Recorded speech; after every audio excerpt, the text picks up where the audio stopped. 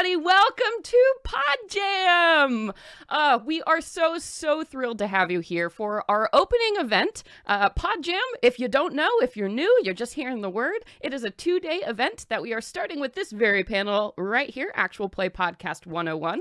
We are going to have panels, live play games going all the way until 5 p.m. Pacific time today. And then we're going to be back tomorrow, 10 a.m. to 5 p.m. With a whole other set of panels and awesome stuff. For this event, thank you so much to Penwitch Studio, the podcast network that has organized this event, brought all of these wonderful podcasters together to share some wisdom and have some fun. And we are raising money for the Trevor Project. So you might be able to see on the bar right above our Tiltify campaign link here. We are raising money for the Trevor Project, which is a organization that does life-saving work for LGBTQ plus youth. So it's a fabulous organization that provides a lot of mental health services and saves a lot of lives. So we would really appreciate if you enjoy anything about these panels. If you have a moment where you laugh, if you ever learn something, please do consider donating $5 as our suggested donation to the Tiltify campaign as a way of saying thank you. And of course, helping folks out. But that's the generals. Welcome to Pod Jam. Let's get into this panel right here. We have some amazing podcasters today that are going to give you all the tips, tricks, and secrets about turning your TTRPG games into actual play podcasts. So let's meet our panelists. Let's go around and say who you are and what you do in the world of podcasting. So Cassie, who are you? Hello. So my name's Cassie. I'm the GM for the Lovely Craftians, who is also part of the Penwitch Studio Network. And I'm really excited to be here today. It's going to be a lot of fun. Yeah. And RK, please tell us who you are and what you do in the world of podcasting. Hi, I'm RK Wild. I am the creator and GM of both Fear and Living Color and also Prison Pals. Awesome. And Lauren, who are you? Hi, I'm Lauren Urban. I am the GM and editor of Dungeon Drunks, and I'm so happy to be here. Awesome. And Eugenio. Hi, everybody. I'm Eugenio. I'm DM Jazzy Hymns, and I am the GM and editor of The Last Refuge, a D&D podcast. Very cool. And my name is Celeste Konowich. I'm one of the co-founders of Penwitch Studio, as well as the GM, producer, editor for Venture Maidens, an actual play D&D 5th edition podcast. And boy, am I so excited to be here. So like I said before, you can see on our title, Actual Play Podcast 101. What is it? How do we do it? So for, actual play podcasts, for those who may not be familiar, these are podcasts where basically the cast plays a TTRPG game, then you live record the sessions and you edit them, make them beautiful and nice, and you upload those sessions as a podcast that folks can listen to. So that's actual play podcasting, the very basics of it. But, I want our lovely panelists to tell you more about actual play podcasting. So our first kind of question that I have here, and we'll go around the horn. What motivated you to start an actual play podcast instead of just playing like a non-recorded game or, a standard game at home? What was it that made you decide to start an actual play podcast? So Cassie, let's go ahead and start with you. Why actual play podcast? So it started off as a very pragmatic choice because I was recording our games that we were playing so that we could listen back and hear what we were doing so that if there was any confusion about what happened, we have a record of it. But then we were just sitting on this and I was like, we should do something with this and actually make it a thing.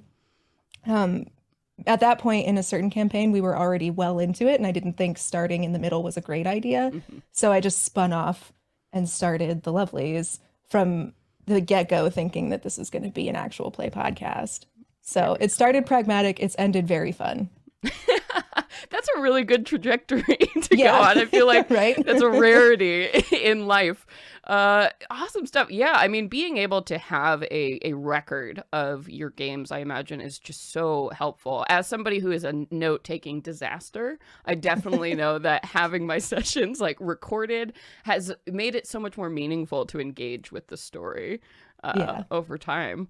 And RK, why did you decide to turn your games into an actual play podcast?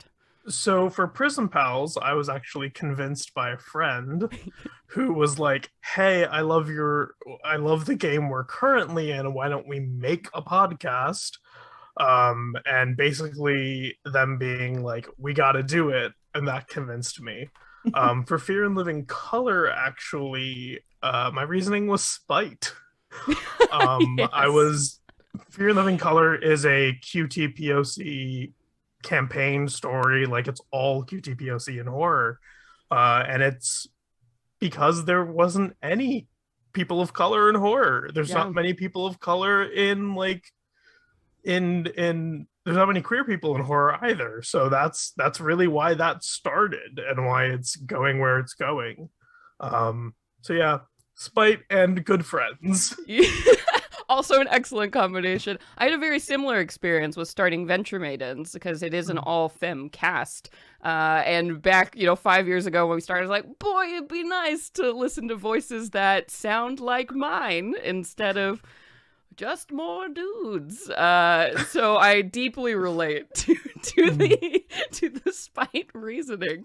Telling stories and getting them out there with more diverse voices is such an incredible thing that podcasting has brought us. So very cool to hear that origin story. And Lauren, how about for you? What drove you to make the decision to turn your games into an actual play podcast?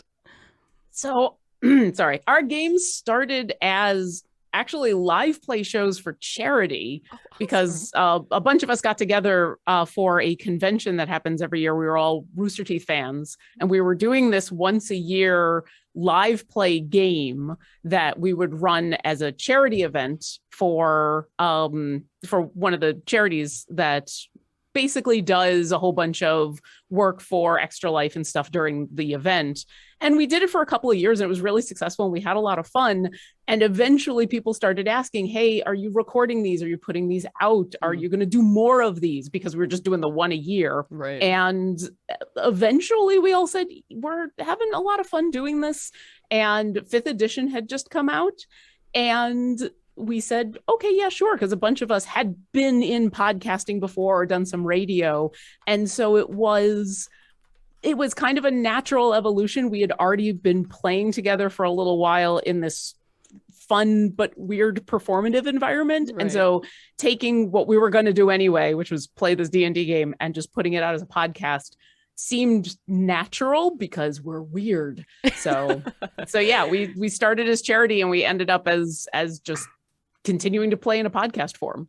Yeah, I mean, obviously from this event that we're running today, there is definitely a power, I think, behind actual play podcasting and, rallying the geek and nerd community to get together and do some good with our voices and our storytelling. So it does feel like a very natural jump and great way to get people involved. So that's an awesome reason to make an actual play podcast. And yeah, Henio, of course, what is your story? My story is a combination of Cassie's and sort of Lauren's. We originally decided that we wanted to do it because we wanted a record of our games, although ours was not because we wanted to keep track of all of the important lore things, but rather because we kept finding ourselves trying to remember funny moments and we couldn't get the details right, and we needed to tell the stories right. So that was sort of our first idea was, oh, we'll record them. And actually Dungeon Drunks was one of 2 actual play podcasts that I started listening to about that time, and sort of didn't know they really existed had it not been for Lauren and crew and then the other crew that I was listening to. So those 2 podcasts were really very much the models for us when we started. Yeah. And 4 years later, here we are. Oh, that's wonderful. Well, thank you so much, chat, for donating $100 up. So now we're sitting at $110 of our $500 goal. Thank you. Thank you so much. Good work. And folks, yeah, if you want to figure out how to donate, you can go ahead and type !donate in the chat to get that sweet, sweet link so you can head right over to Tiltify and donate. Remember, suggested donation $5. If you learn anything, if you enjoy yourself even a little bit, $5, please, for a very good cause. So we've heard a little bit about some of our reasons to start an actual play podcast. And I know so many folks are interested in turning their games into podcasts that other people can listen to and enjoy. But I feel like a lot of times people don't really... They're scared to dive into it, not really sure what to expect from podcasting. And that is definitely something I wanted to talk about with you all. Some of the challenges that you face when you do make an actual play podcast. Because, it's got to be a little bit hard. It's got to be a little bit weird. Turning a game that you usually play typically in person at a table, maybe once a week, and like digitizing that. So what are some of the challenges you all have faced making an actual play podcast? So, RK, let's go ahead and start with you. Some of the challenges. Scheduling. Yes. Scheduling. Scheduling's a big one because everybody has their own lives, and there's also the fact of like everybody has to test their setup when you sit down. Like there's a lot more time you spend like making sure that audio's good, making sure everyone's capturing their audio, that kind of stuff that you normally wouldn't spend.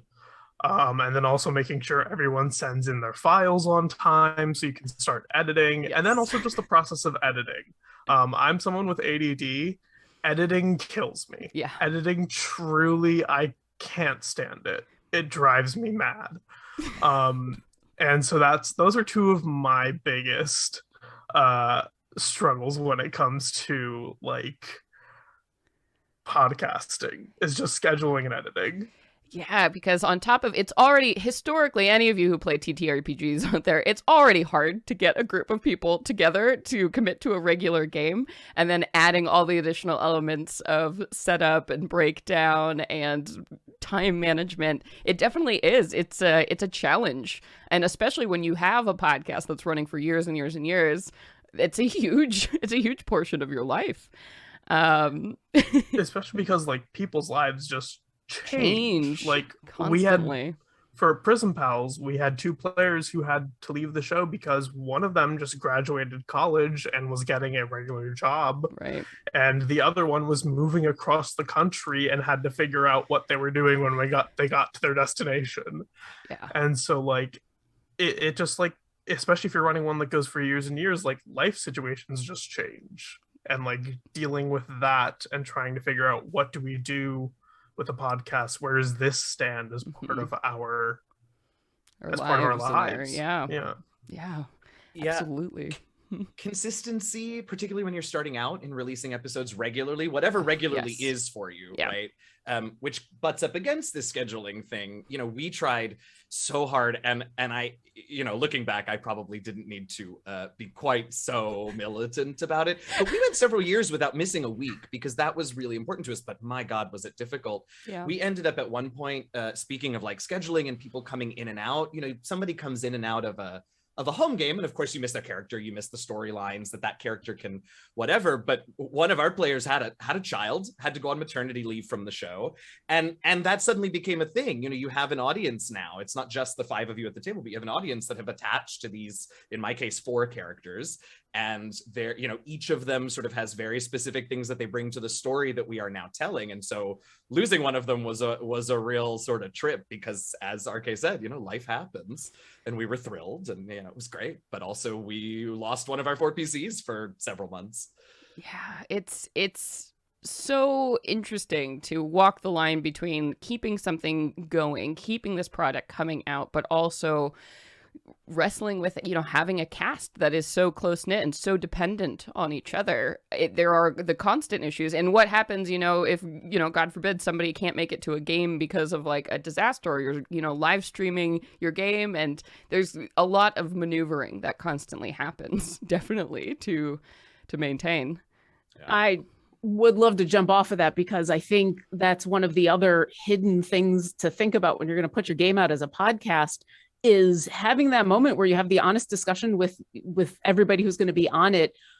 How much of this is like a serious thing that we're doing to be professionals, and how much of this is we're doing it for fun? And there's a spectrum there. Yeah. And deciding ahead of time that, all right, we're going to be super serious and professional. We're going to try not to miss episodes, or we're going to do all of the things that one would do as though we were going to try to make this a big event monetized thing, versus we're just doing this for fun. And if we have to miss an episode, if we have to miss a week, it's not that big of a deal. Knowing ahead of time, I think, is really important, so that when that moment happens, it's the difference between I have a job versus I have a hobby. Right. And it's unfair to everybody if one person is like, this is important and serious, and this is a career path, or this is an important thing for me to want to do. And someone else was like, this is just my D&D game that I'm having fun with and playing. And if I got to miss a week, it's okay. So setting those expectations up ahead of time, so that when it happens, because it happens to all of us. Yes. Two of my players just had children at pretty much at the same time. But, we had that talk ahead of time of like, the important thing about this game is us and our game and us having fun. And the rest of it is fun, but not as important. And the people in the game have to come first. Yeah. So, it's having those expectations ahead of time. So when the problem comes up, everybody's on the same page is really important. Yeah. I mean, so Venture Maidens, the actual play show, I've been running for, 5 years now, has gone through a lot of those moments where, into year 1, around year 3, very recently, you have to take that full pause and have that discussion, be like, do we keep going? Like, we're growing and this is becoming a thing. And honestly, in the early years, there were points where I thought the podcast was going to dissolve, because maybe people weren't in alignment with that. So dealing with these issues, especially when you're starting, and laying out what this podcast really is it a business? Is it a hobby? What is this? And making sure everybody is on board. That's an awesome point, Lauren, to bring up in terms of challenges. And I think the point that you also made about this, Celeste, is that, if your podcast does end up going on for a while, that calculus may change for you. Yeah. Unexpectedly, and that's okay. And it's important that you've had that conversation, because you can use that as your keystone, as your starting point. But if you go for a whole year, for 3 years, for 5 years, that's going to change. Yeah. Even if your podcast doesn't become the #1 top downloaded actual play whatever, time is going to change that. And it's important to know that, like, you should continue to check in. If in the beginning you decided that it was just a for fun thing, and it feels to you as the producer or the GM, or even as a player, that is beginning to change, have that conversation. Because either you will all decide together, yeah, you know what, it is changing and we do need to sort of reevaluate our commitments to it, or hey, no, we do want to pump the brakes. Yeah. This notoriety, this whatever that is coming, that is changing our situation, actually we aren't, now that we felt it, that's cool, and we're not into it. Yeah. And that's great too, but those things will happen, those situations will come up, and those discussions will ultimately need to be ongoing if you yes. do continue for any length of time. Oh yeah. And Cassie, was there anything that you wanted to bring up about biggest challenges you've run into with actual play podcasting? Yeah, I think everybody's pretty well nailed it. It's really just making sure that not only do you start on the same page, but that you keep being on that same page. And being flexible is really important to that. And it's not just like from a story perspective, because we know every time we sit down at the table, whatever we plan is not going to be what happens. The characters always are going to do something else. But it's knowing, like, sometimes I'm going to get sick. And if I'm the one who edits the podcast, I hope I have a backlog. But if I miss a deadline, just let everybody know, like, hey, it's going to be a day or two. It happens. And it's okay. It's not the end of the world. Yeah. And it's really important, I think, especially between seasons, to check in with each other and say, hey, how are you feeling? What is what is like the next year looking like as far as you know it, knowing that it will explode at some point, that life happens. Like in the middle of our season last year, one of my players just had life hit like a truck, and so her character just got kidnapped for a while, and we'll bring them back in, and it's an important part of the story, but for now you're sidelined for a bit, and that was never planned, but it happens. So just be flexible with what you've got. Yeah. And communicate a lot. That is just the best, best advice for dealing with so many of these challenges, I feel like. And Cassie, you kind of touched on this a bit, but, you know, bringing in, like, what do you do when the story, you know, it never goes how you expect. That kind of had a piggyback question for you all on that. So for actual play podcasting, have you ever run into challenges representing like the mechanics of the game you've chosen to play, or ever felt like the game necessarily didn't quite work for podcasting, or just things you've run into challenge-wise? Does anyone have strong thoughts on that immediately? Yes. Go ahead, RK. No, go ahead, RK. I'm still formulating mine anyway. I'm sure we all do. Yeah. Most people love Dungeons and Dragons. Great for podcasting. Everybody uses it. Combat in Dungeons and Dragons is so difficult when it comes to podcasting because there's no battle map, there's no minis, it's all theater of the mind. And if your GM isn't someone who's used to theater of the mind, that can be very difficult. Especially when you have people throwing out numbers like, 30 feet, 60 feet, 80 feet. Oh, I rolled a 12, add 8 to my AC, blah, blah, blah, blah. Like, there's just a lot of numbers flying at once. And I personally have gotten so overwhelmed during combat that I'm like, okay, hold up, pause. What is going on? Yeah. Because I don't know where we are or what's going on anymore. At least that's just me. Other people might have different opinions, but like D&D, while it's like a great system, the combat isn't really set up for podcasting. Yeah. Which is, of course, how it is, because it started as a war game. Like, it wasn't meant for podcasting. Can I jump off of that real quick? Oh, yeah. Yeah. I mean, they nailed it. Absolutely. Especially since my podcast started pretty much right after 5th edition came out, and a bunch of us were 4th edition players. And in 4th edition, you had to have a battle map. You had to have minis. You had to do all of that. And it was fun, but in a podcasting sense, just like they said, it's really hard. And we did start to move to a theater of the mind. And I really enjoy running theater of the mind. I think that's one of the best ways I've enjoyed 5th edition D&D. But I still have players who need at least a basic map in order to keep track of some stuff, especially as they've leveled up and the combat has gotten more complex.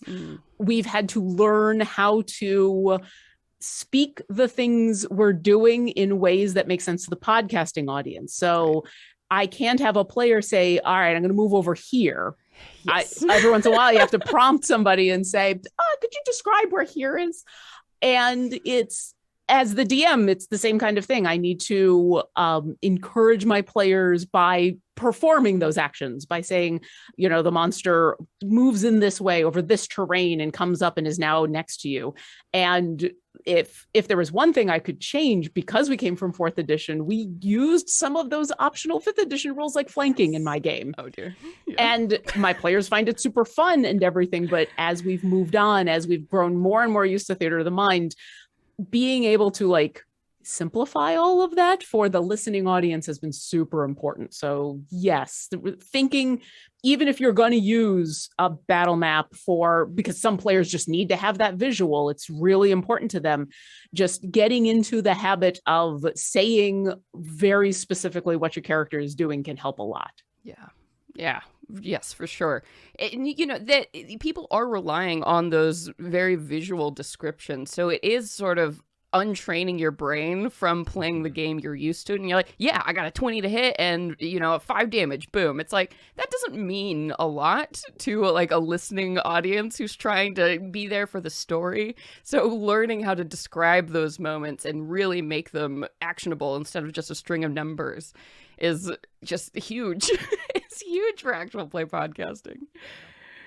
Yeah, So many things. All right, let's start at the beginning, right? So one thing that I will say is that and I'm talking out my butt about this because this is not my podcast that does this, but there are actual play podcasts out there, right, that decided ahead of time that they are going to be much more narrative and sort of radio play style. Yeah. And so the mechanics take a very far back seat. And that is a style, and that is totally acceptable, and you can still be a D&D actual play and play that way, or rather not play that way, but produce your episodes that way, and that's totally valid. It is probably more work on the editing end, because there are other things that need to then come in to replace the I rolled a 20 to hit and I did 16 damage, right? You really need to get sound, well, you get what you want, but sound effects and colorful descriptions and all of that. Yes. But that is a valid thing if you feel like that's a direction you want to go. If you are going to include the mechanics, then yes, everything that has already been said. One thing that I probably too later in than I should have realized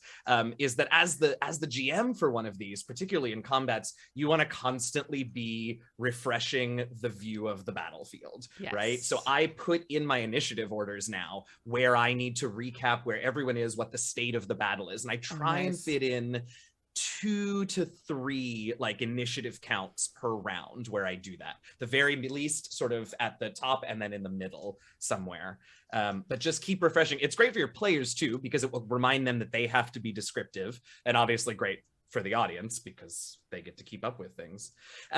And then if we look at the post, right? So that's the pre, we decide how we want to do this, the actual gameplay. And then the post, well, let's just say, assume that you're using the mechanics and that is part of your podcast. Editing is still going to be super helpful, right? You can cut those chunks where we look up page 156 in the player's handbook. Yeah, where we figure out where that magic item we got 10 episodes ago, exactly how that works. Right. And you can cut out the dice roll and that 1, 2, 3, 4, 5, 6. Okay, plus 9, and then, like you can get rid of that. Yeah. We did an April Fool's bonus episode once that was just a bunch of the cut like I have to do math. Oh no! 6 plus 4, like it was just that for like 3 minutes. That would kill me. It was like the cutting room floor, see behind the scenes, and it was just that. So the editing also becomes important. And it's, ultimately, I think what I will say about the editing is we could go on forever about what kinds of things you want to cut. But the point is you want to keep it tight and snappy, right? If you, as you are listening back, feel like, oh my God, it's still this person's turn, cut something. Yeah, go. I have absolutely cut entire rounds of combat that weren't very interesting because I know people aren't sitting there going, oh yeah, no, I'm making sure everybody's going, yeah, RK. Or because everybody misses. Right. And you're like, well, this was a wash. Combat, and everybody misses and nothing happens. Nothing happens. And that's the most frustrating thing. It's just like, okay, I have this really powerful monster. My players have all these magic items and like they're ready to go. And it's a whiff, and it's a whiff, and it's a whiff. And it's just the entire round that nothing changes. And it's so frustrating. Yeah, just cut it. Just cut it at that point. Just what bloopers are for, right? Yeah, put it at the end with everyone missing and laughing. Yeah. Well, Cassie, how about you? Because you run Call of Cthulhu, which I know a lot of us run D&D. So are there any specific challenges you've faced bringing the Call of Cthulhu system into an actual play podcast? So aside from problematic as hell source material, yes, which we make a really conscious effort from the start to be like, hey, this is garbage. We're not doing that. Yeah. This is how we're going to run our game so that everyone is comfortable playing it. Yes. Which we'll touch more on in the How to Horror Without Being a Dick panel happening later today. But there are mechanics in here that are not amazing for long-term storytelling, because in Call of Cthulhu, your characters are just people. Mm-hmm. They aren't special. They're just humans, and humans are really squishy. Yes. So you have to keep in mind how fast you're burning through your character, because it may be interesting to lose your characters really quick as you can in a normal round of Call of Cthulhu, but it isn't great for storytelling because you're not following those characters all the way through. So in a one shot, no holds barred, your character's not safe. Yeah. In a longer campaign, I'm a lot more mindful about telling my players, okay, avoid combat. Don't, because you'll die really fast. You have 12 hit points. Those go away very quickly. Yeah. You take a look at one of those monster attacks. You're like, awesome, 100 damage, and nobody has more than 12 hit points. What? Yeah, you're exploded. Sorry. But you also have a sanity mechanic, and we have adjusted, and that's something that once I got more comfortable with what we were doing and how we were playing, with saying I want to tweak how the sanity works in here, because I don't want to bludgeon my players with mental illness. That seems really screwed up. Yeah. So instead we've shifted to where it's like a resilience mechanic where Oh, cool. you're going to lose these points the more you see these horrifying things, and it's just going to affect your desire to keep going and your willpower, so that it leaves the weird supernatural stuff as just being weird supernatural stuff and not preying on the more sensitive parts of your brain. So it's okay if you encounter a mechanic like that, and as a GM, that's your call to make, to say, I don't want to do this anymore. This is dumb. This is bad. This is affecting my players poorly. Let's not do this anymore.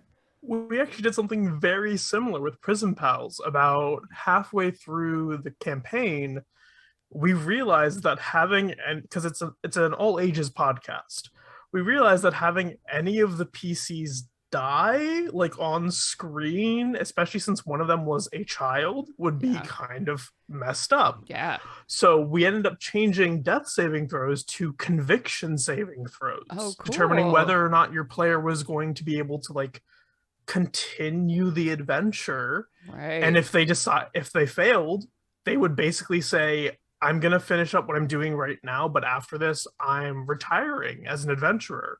I'm going to go home and I'm going to be with my family and I'll help out where I can, but I'm no longer a main screen PC. And that's how we sort of realized changing that mechanic to make it better for our show.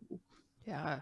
I mean, that's an incredible point. You know, feeling the freedom to change mechanics to suit an actual play podcast is, I think, so important. What you all have been getting at here. It really is. When you do make an actual play podcast, I think a lot of people feel constrained. Like, we have to do it right. We have to do the system right. We have to make sure. But nobody's sitting there with a rule book and a checklist making sure that you do everything right. They're here to hear an interesting story. And not just... And if they are. Yeah, pretty much. Get out of here. We'll hear it in the comments. We get it. But yeah, whatever. And not just mechanics, as D&D players specifically, but as TTRPG players, I think over longer campaigns, players and the DM, it changes what you want out of the game, and your lines and veils might change. Your the things that you are okay with in the game, and the things, you know, like Cassie was saying, those can change. And there can feel like a lot more pressure to not change those things when you're putting out your podcast as entertainment, as a cohesive thing. Well, this is something we've been doing for a while, and it's going to be weird if we stop. It's not going to be weird. It will be fine, because if this is what you and your players need in order to feel comfortable in the game, if someone has discovered that they've got a line because we've now encountered it, and they don't want to have to encounter that anymore, it is 100% okay to add that to your list of, all right, here's our lines and veils, and we're just not going to touch it anymore. And yeah, maybe we touched it in the past, but this person's situation has changed. And that should be something that everybody feels comfortable with in their games, whether it's on screen or off. But there can be that extra bit of stress if your game is being listened to as entertainment or watched, and feeling comfortable saying, no, I'm doing the right thing for our game and our players, and the audience will come along with you. The audience will come along with you. Yeah. Yes, they will. And before we get into our next question here, we're about halfway through this panel. I just want to remind folks that, hey, welcome in. This is Pod Jam 2021. We are going to be running panels until 5 p.m. Pacific today, and on the channel from 10 a.m. to 5 p.m. Pacific tomorrow. We are raising money for the Trevor Project, which is an awesome organization that does life-saving work for LGBTQ youth. So please, if you are enjoying this panel, if you've learned anything, if you've been smiled once, please do consider donating at least $5. You right now in the chat, you can hit !donate, and you can see that link, how you can go to the Tiltify page and donate. It's very super easy. Please, please, folks, let's do some good today.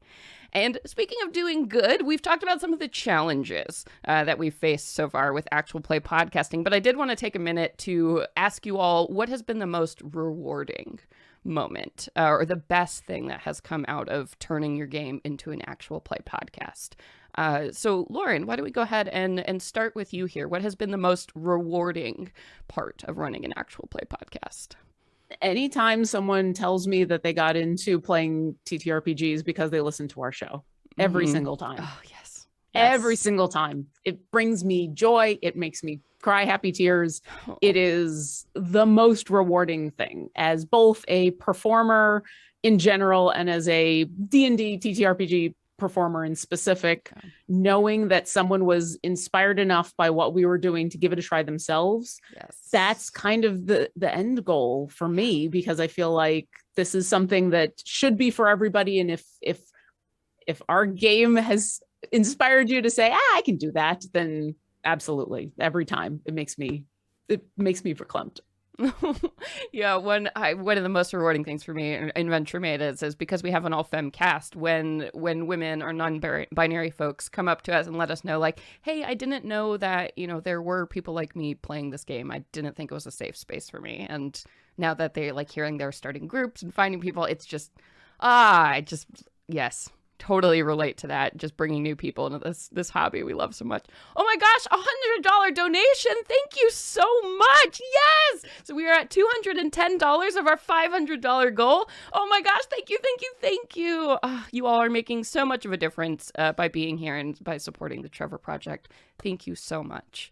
And Eugenio, tell us, what's the shiniest thing about running an actual play podcast? Certainly what Lauren said, anytime somebody says we've brought them into the hobby, or we've also gotten a few, oh, you helped me through this really tough time, or oh, you helped me sort of distract from this unpleasant thing, or you were a bright spot during XYZ. Yeah. And I mean, I know it's exactly the same answer as Lauren's, but it's true. It's so true. And we mentioned it at the top.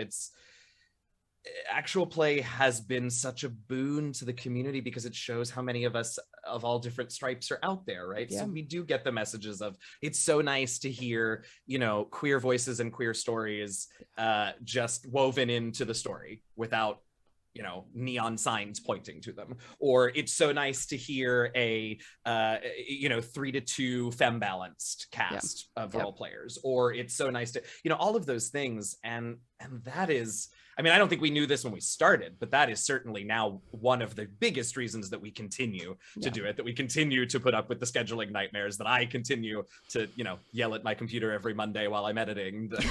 Yep. That I continue to yell in some of the Discords that some of you are in every Monday while I'm editing.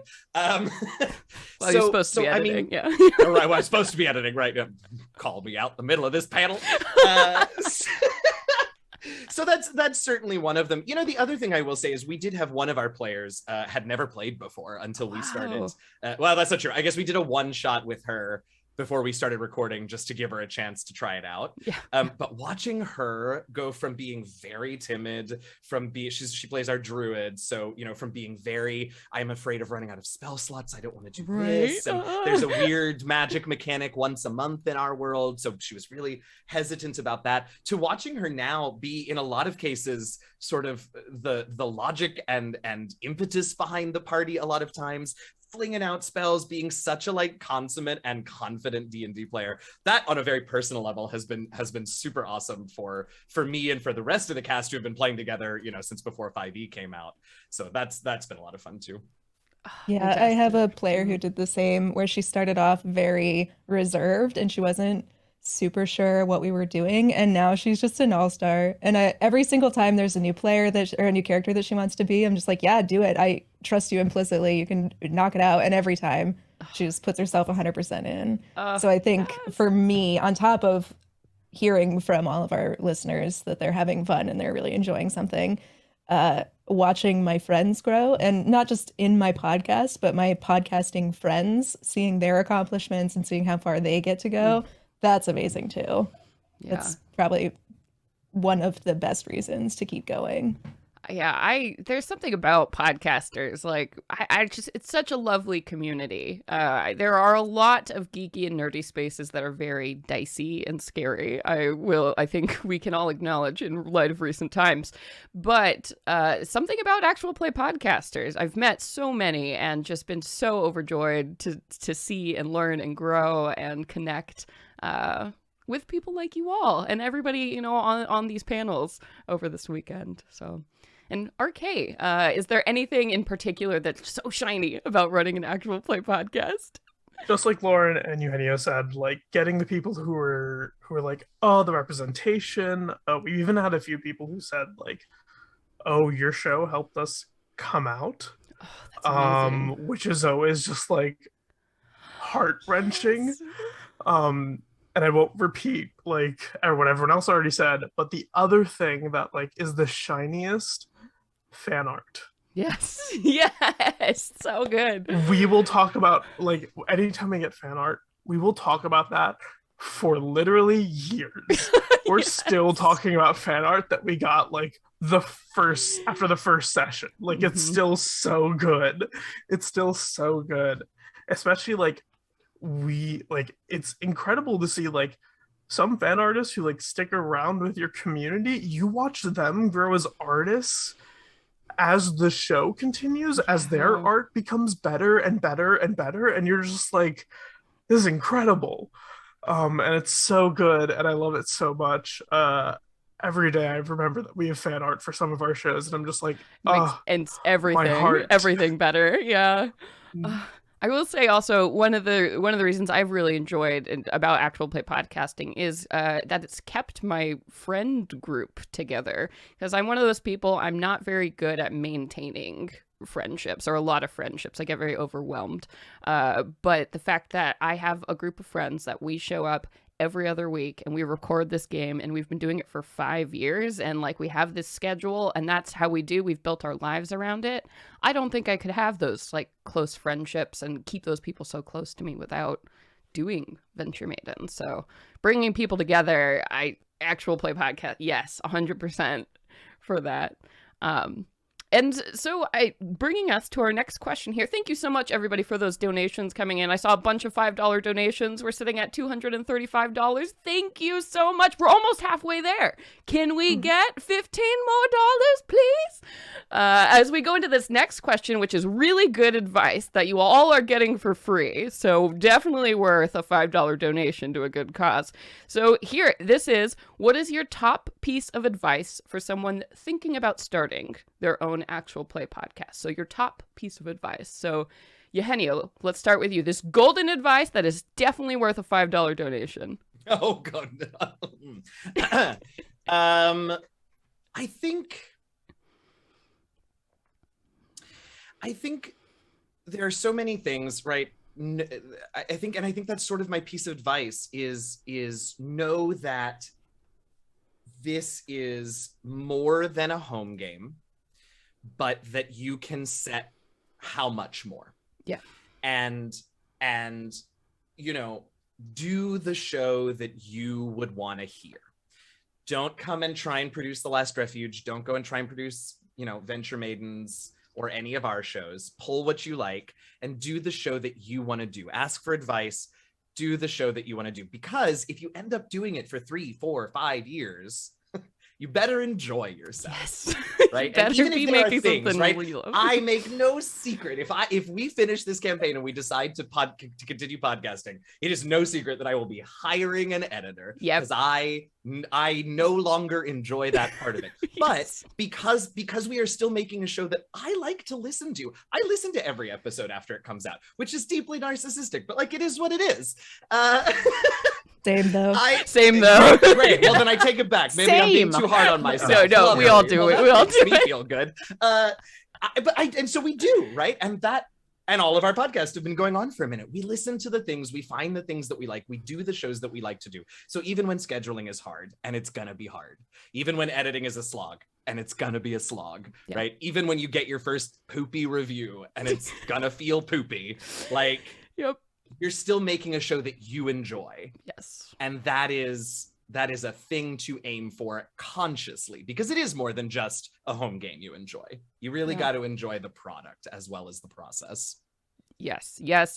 And that advice earned $15. So really good advice. Really good advice. Because I kept talking. It's because I wouldn't shut up, so I had time. Okay. So Cassie, your piece of advice for somebody new thinking about making AP, podcast, $5 piece of advice, worth a $5 donation. Certainly go. What is the advice? All right, it's a little bit of a two-parter because one is a tech thing that I have learned. Everyone has had this moment where they're like, when was the last time I backed up any of my files? Yes. So have once a month back up not just your editing archive, but your raw audio archive, because you never know when you're going to want to come back to that and redo it. Yes. Now, the actual advice beyond just backing up, and I can feel everybody just puckering up like, oh God, I haven't done that in a while. It was worth $20 for a donation, so really good advice. Good reminder. Don't be afraid to try new things. It's a creative project, and not everything will work. But if you're like, you know what, I want to try a new puzzle, I want to try a new way of doing this, just do it.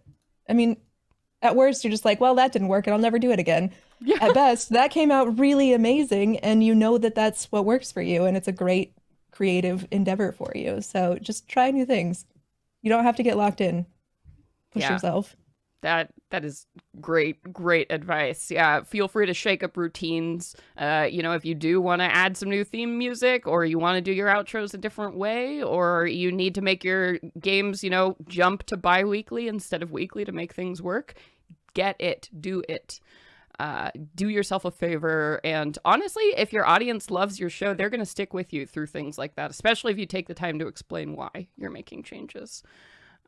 Definitely worth great advice. Thank you so much. We're at $285. So Cassie, you're bringing the advice. Heck yeah. So RK, what is your, number one piece of advice for new AP podcasters, prospective AP podcasters, that is definitely worth a $5 donation? This is something that people have differing opinions on, but I personally, especially if you're starting a game with your friends, don't make your GM do everything. Yes. Your GM should not be the GM, the editor, the social media manager, the scheduler, all those things. Yes. Please take some of the responsibility from them. Like, spread it around the group, especially if it's like hey, we're a bunch of friends starting a podcast. If you're starting a podcast professionally and like you as the GM are the one coming up with everything, you're doing everything, then like you need to hire people. Yeah. But like, if this is just you and your friends making a fun project, please don't make your GM do everything. Because I've seen too many groups, and I've been in too many groups where the GM has to do everything. And as a converse to that, your GM shouldn't get all the recognition either. You are a team. Everyone in the team does great work. So like everyone should get that same recognition, at least in my opinion. Yeah. I know other people might want the spotlight, but everybody should get that recognition. No, that is phenomenal advice, because the fastest way to burn out a show is to, burn out by having one person just be driven to the point of just, nope, I can't do this anymore. Yeah, establishing roles really early on, or anytime you have to learn something new, because podcasting is full of learning new things, how to edit, how to post, how to do this, how to market, how to social media. Instead of just having to figure it out all on your own, divvy up tasks. You figure out how Twitter works, and you figure out how, Podbean works or whatever. And then it will become less of a burden and more of a group challenge. This is why we like things like, puzzle escape rooms. We all work together to figure out different solutions and combine our powers combined. And then what you can do with that is like, instead of having a recording session one time, sit down and everyone talk about like, here's how X, Y, and Z works. Yeah. So if someone needs to step back at some point, other people at least have a base level of knowledge on how to continue with it. Yes. Very, very good advice. $325 we're sitting out. You guys rock. Can we get it? We've got 9 more minutes left of this panel. I think advice is really good. If you haven't considered donating $5 yet, suggested donation, going to a great, great cause. Lauren, what is your number one piece of advice for people looking to start an AP podcast? So Eugenio, Cassie, and RK already gave almost all of it, especially the stuff that is personable and, working with the other people in the group. Yes. And so I'm going to bounce off of something RK started to talk about, and I'm just going to talk about the tech. Yeah. Here we go. Do a few episodes that you never plan on posting. That's a great suggestion. Do them as though that's what you're going to do. Sit down and do the recording, do the editing, do everything. Those first couple of games, do like a short one shot or some session 0 stuff that includes some gameplay. Do some stuff that if you decide afterwards you want to post it, great. But beforehand, the agreement is if anyone says, we're just still figuring this out, because all the planning in the world, all of the prep, all of the listening to good advice from some of the people on this, for all the people on this podcast panel, is never going to really prepare you for that moment when something crashes, or when someone's microphone is not that good, or someone's internet goes down, or whatever the problem is that you're going to encounter, because we all do. So do a couple of those episodes and be prepared to throw them away and learn from them. And then by the time your real episode 1 comes out, you're already old hats at this. You're already at that point where you've got a couple of that under your belt. And then, save it for blooper reels or special event stuff, Patreon or posts, Patreon. Exactly.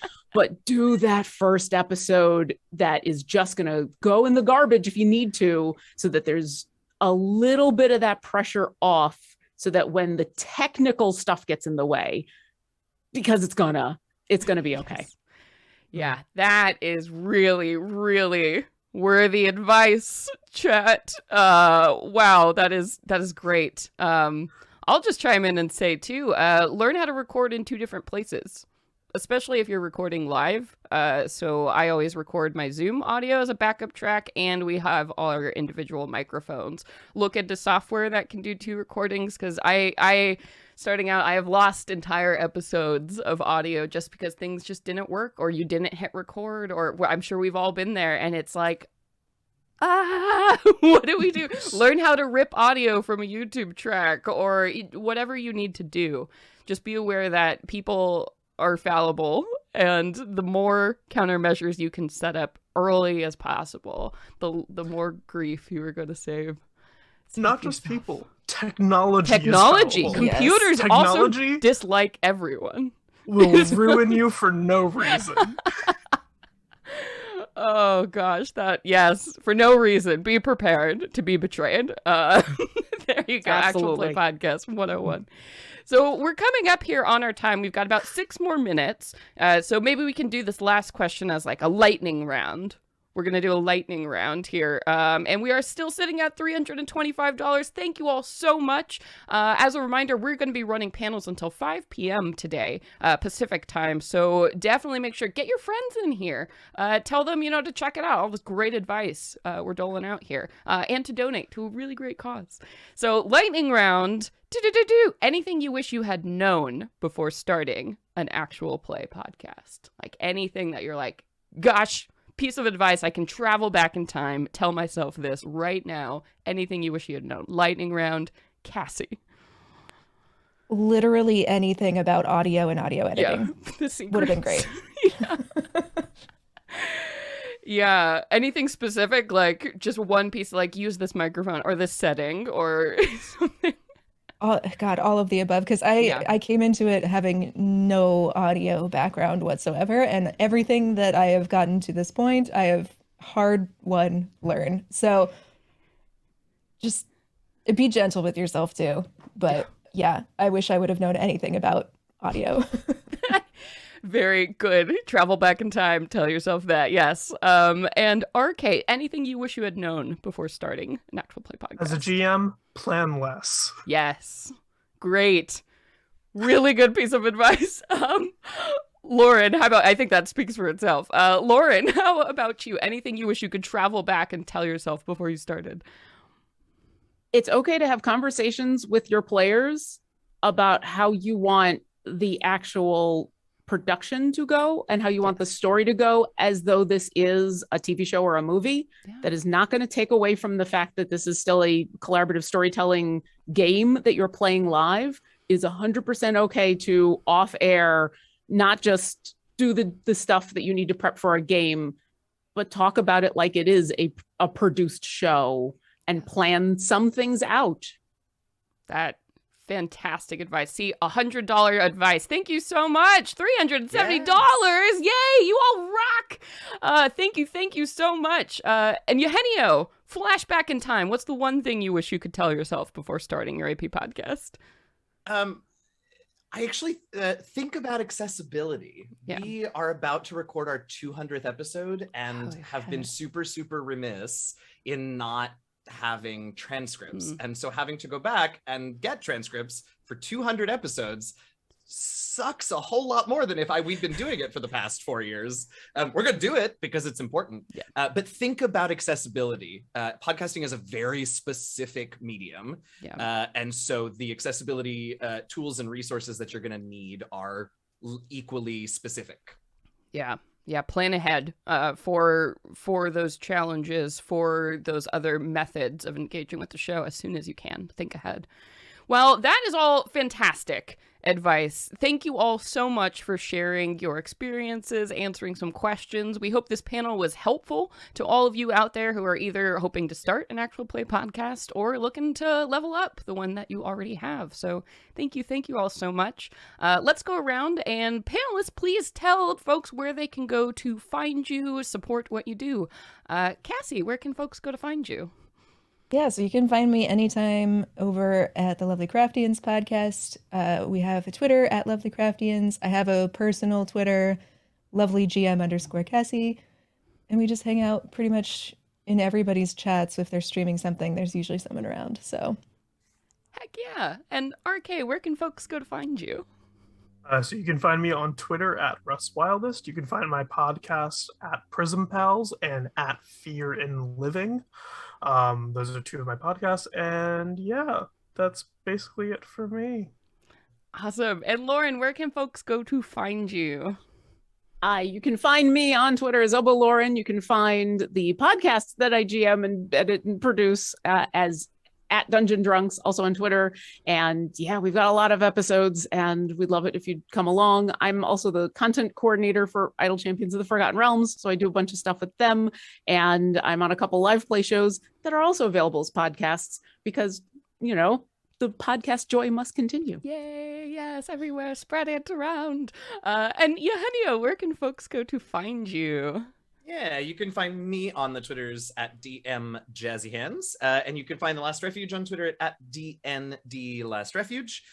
We are not actually dropping an episode this week because scheduling is terrible. Yay, we learned that I'm okay today. with that now after 4 years. It's fine.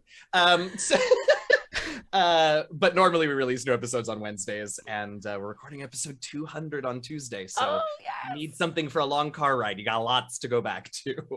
Heck yes. And my name is Celeste Conowitch. If you want to check out what I do, the best way to do that is to follow me on Twitter at cconowitch, or you can check out my whole catalog of work at celesteconowitch.com. I'm also one of the co-founders of Penwitch Studio.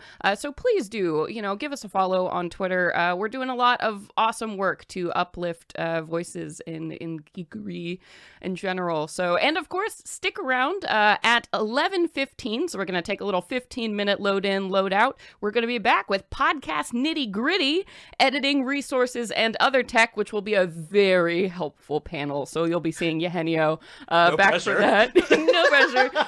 I hope I learned something because we all need help. Me too. Me We too. all need help.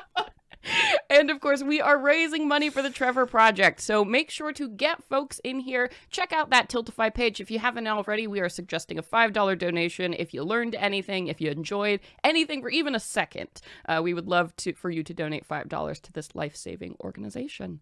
Well, thank you all so much for joining us on Actual Play Podcast 101, and we'll be back in 15 minutes. All right, bye-bye.